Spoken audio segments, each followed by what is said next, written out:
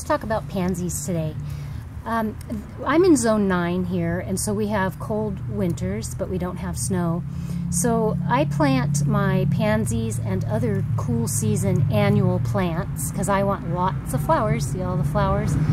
I want lots of flowers, so I plant annuals at the end of September all the way to mid-October while the soil is still warm from summer. That's when you want to get in your cool season annuals like the pansies and Iceland poppies and others.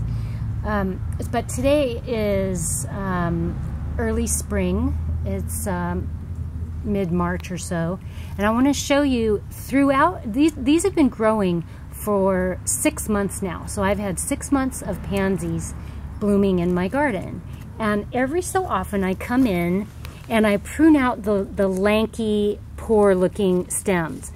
I don't prune all of them out at one time because I've noticed the plants don't really rejuvenate from that so well each time. So I just follow this down to its origin and do a thinning cut and prune out this lanky part. And I do that in a few spots. I think I'll prune this one out too. And then in a week or so, I'll probably prune out these. But right now, if you move over here, I can prune out a couple more. See, I can go, see this? Ooh, this is good. See that? I'm gonna go right to that new growth. And then that'll bush out. This one, I'm gonna go a little lower and prune that out. And look, see this new growth right there? I'll prune right on the other side of that and get that out. So see how it's rejuvenating it? It'd be nice and bushy, and in a few days this is gonna be full of flowers again. And then probably next week I'll come in and cut out some of the other lanky ones. Now this pansy right here is doing so well and pushing so much new growth. I might get away with removing all these lanky ones at one time, but I like to see the flowers, so I'll leave them until next week. Now, speaking of the flowers, we've had a lot of rain, and so these flowers are really looking poorly at this point because snails, slugs, earwigs have all been eating on these. And I'm going to show you what sow bug damage can look like in a minute. But I'm going to deadhead these, so I'm going to cut the unsightly flower off and its stem so that it'll rejuvenate and give me more new flowers. And I'm going to bait too for slugs, snails, sow bugs, and earwigs. So let me just cut off all these. So I'm deadheading. I'm following the stem down, pruning it out. Sometimes people think deadheading means you just cut off the flower. But if you leave this long stem, all that's going to do is die and attract more insects to come and clean it up. So you want to deadhead that out. And let me show you what damaged sow bug. Oh look, here's a sow bug right here. So here's this little guy right here is related to lobsters. Crustacean. That is a sow bug. And some gardeners say, oh, sow bugs don't do any damage, but I'm going to show you what sow bugs damage can look like. Let's go over to another part of the garden. See all this, how this pansy it looks punky. It's like, I'm not very happy. Now, pansies don't mind rain and they don't mind frost. They're super hardy winter bloomers. So this is not damage from water or frost. This is either damage from sow bugs eating at the roots or from a disease called Vercillium wilt that is in the soil and starts to aggressively take out plants at this time of year. But I'm pretty sure this is probably from the sow bugs. Let's see if there's... I'm not seeing them. There's been times where I've lifted this up or even dug it out and it's just been filled with sow bugs. So this pansy is not salvageable. I'm actually going to take it out today. I'm not seeing... Oh, and the other thing that can make it wilt is you might have a mole or a gopher, but you can watch our mole and gopher trapping video for a little bit more on what moles want in your garden and what gophers want in your garden, and that'll help you. There you go. There's one anyway. There's this. Oh, he rolled up. A little roly-poly. Anyway, oh, there he goes. Our model is alive. Not for long. That's a sow bug. and they do damage your plants. Now let's just check. We have more sow bugs running around here, but I just want to see. I'm going to put my finger in here and see if there's a critter. Oop. Hey, look at that. So that was a mole. A mole took out that pansy. Bugger. All right, so let's talk about the time of year you're buying them and what to look for in your pansies. Ideally, if you're in zone 9 or similar, you can buy these in the late summer to fall and plant them then, and with deadheading, keeping them happy, you can get 6 or 7 months of bloom. That's what I do here in the demonstration garden. But most people don't know that, and so they tend to come out of their houses in the spring around March or April and plant theirs, and then you'll only get a couple of months of good bloom out of them before it's time to put in your summer annuals like zinnias for color.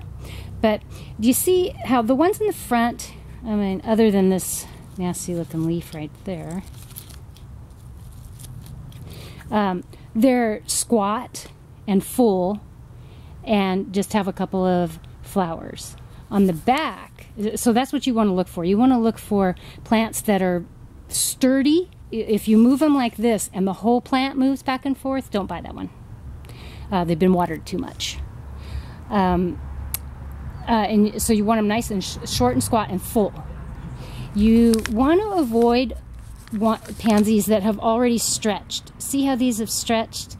Because even if you cut out the stretched part, there's not going to be much left to this plant. Now, I normally do not buy in this type of container. The 6-packs, if I do buy 6-packs, I buy jumbo 6-packs. These are also called jumbo 6-packs. I got these at a drugstore, which I don't normally go to, but it's a good example for you. These, I can hardly even get these plants out of here. And so you should be able to squish and push up on this and gently wiggle this out without breaking the stem.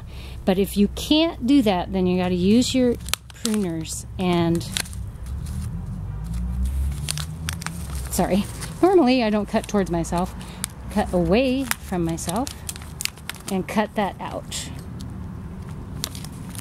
And before you plant your pansies, make sure that you water this. This is fairly dry. I didn't water these this morning. This is too dry.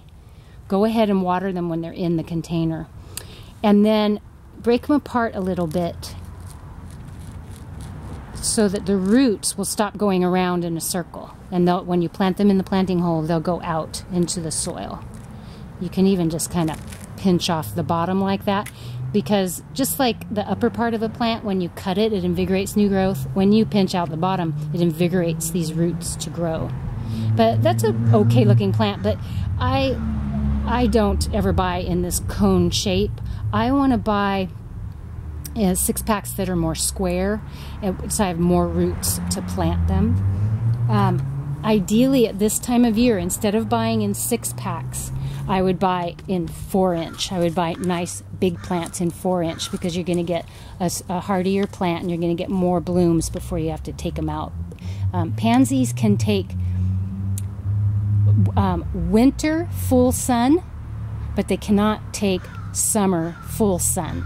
So you'll have these planted in your garden, and by the end of April, say, it's time to pull them out and put in your summer blooming plants.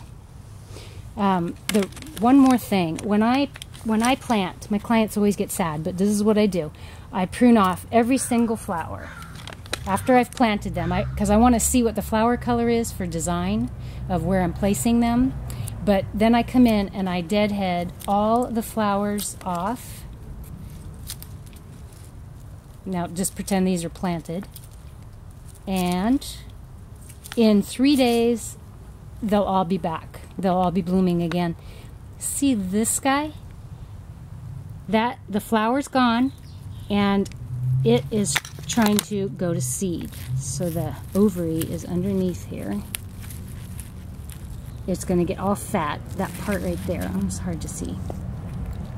That part right there is going to get really fat and full of seeds, and you don't want to let your annuals do that. You want to cut that off. Otherwise, the plant will get the message, oh, I'm going to go to seed now. I'm not going to give you as many flowers. There's a little bit more to know about pansies, but this should definitely get you started and get your confidence up. I hope you've enjoyed our video today. Thanks for stopping by, and I hope you subscribe and tell your friends, and also visit our website. We have lots of free tips on there and free printables. Thanks a lot.